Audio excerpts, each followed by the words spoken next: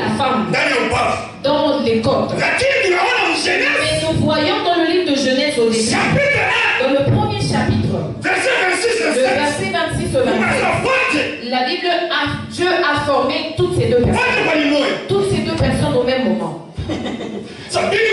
Alors posez-moi la question comme ça. Écoute-moi. Dans la dimension spirituelle, Dieu, il les avait tous deux créés. Ils existaient.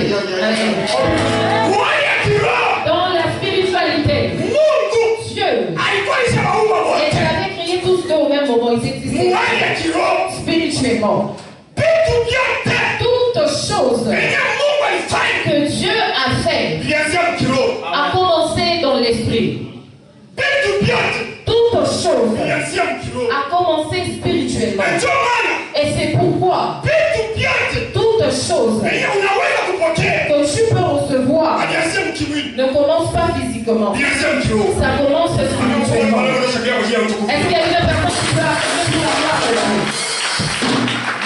de Dieu? Il a fait toutes choses spirituellement dans le physique. On commence maintenant à voir ça visiblement. C'est pourquoi ta bénédiction commence dans l'invisible ou spirituellement. Amen. Ça commence spirituellement. Et puis ça devient visible physiquement. Dans le physique.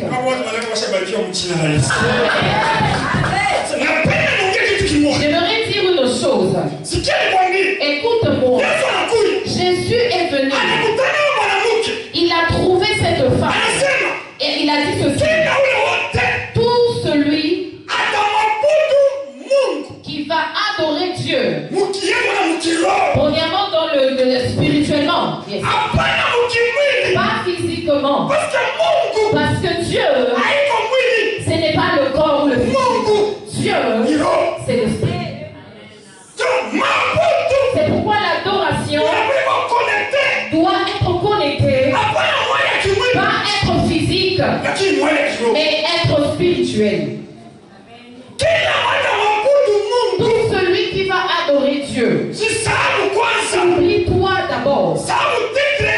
Oublie tes titres. Oublie tel que tu es. Rentre spirituellement. Tu vas parler avec Dieu. Entrer dans le spirituel, c'est s'oublier qui tu es. Dieu, il est qui dans ta vie? Dieu, il est qui pour ta vie? Toute chose commence dans le spirituel. C'est pourquoi je voudrais que les gens ici, qu'ils adorent Dieu ce soir. Tu sais, si tu lis le livre de Exode 32, tu vas voir là-bas, tu prends un. Moïse est allé à la montagne. Israël.